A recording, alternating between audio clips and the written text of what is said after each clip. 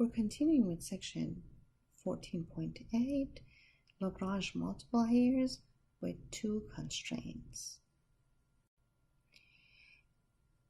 So what if we want to find the extrema of f of x and y and z subject to two constraints, g of x and y and z equal to k, and h of x and y and z equal to m. So what will happen then? Look at these. It's just each constraint is a surface, and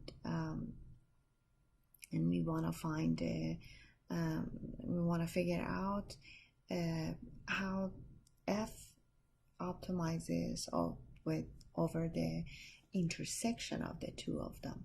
So this is one of the constraints, h of x and y and z equal to m, and then another one, g of x and y and z equal to k, and then the curve of the intersection, and the gradient of f is going to be, or basically a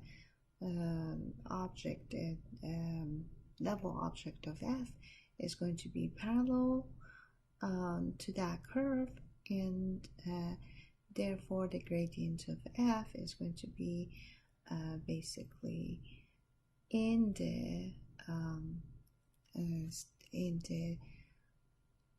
plane of a plane consisting of gradients of g and gradients of h. And so that's the rule. So basically gradient of f is whatever is linear combination of gradients of g and gradients of h. Linear combination is something that you learn in linear algebra also. Lagrange multiplier with two constraints. The two constraints together define a curve C, the intersection of the two surfaces. If P is a local extremum of f, then tangent line to C at P should lie on tangent plane to the level surface of f at P. Gradient of f is orthogonal to tangent plane to the level surface of f.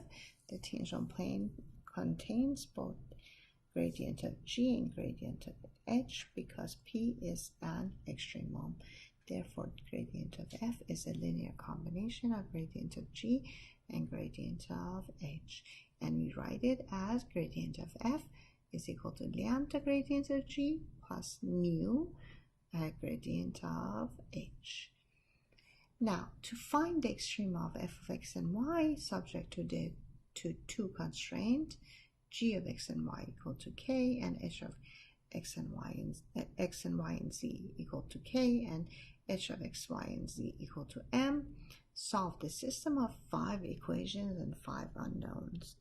So one of the first 3 equations are going to be a gradient of f at a and b and c equal to lambda gradient of g at a and b and c plus mu gradient of h at a and b and c.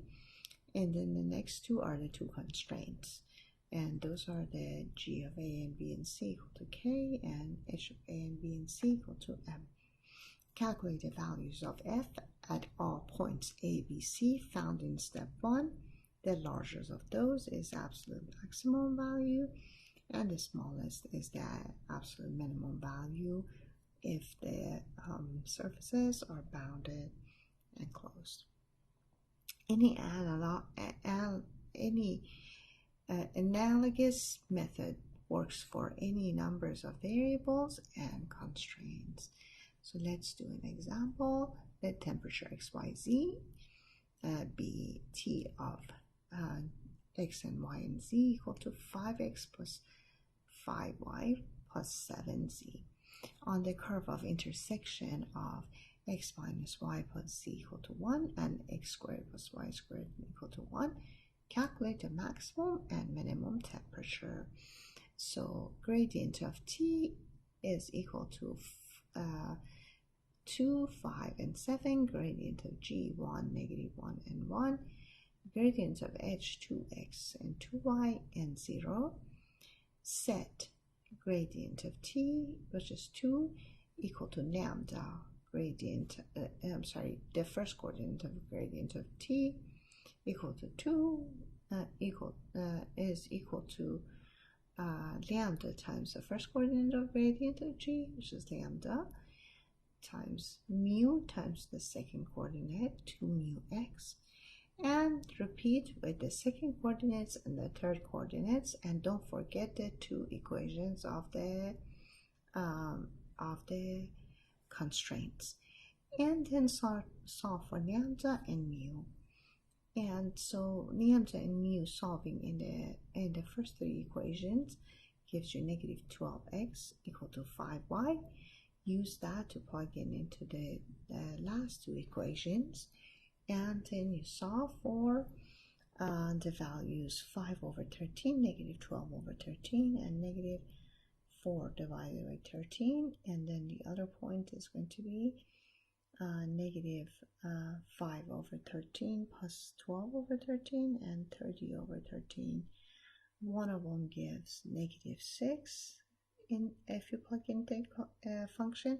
The other one gives 20, and so the minimum is the first one and the maximum is the second one.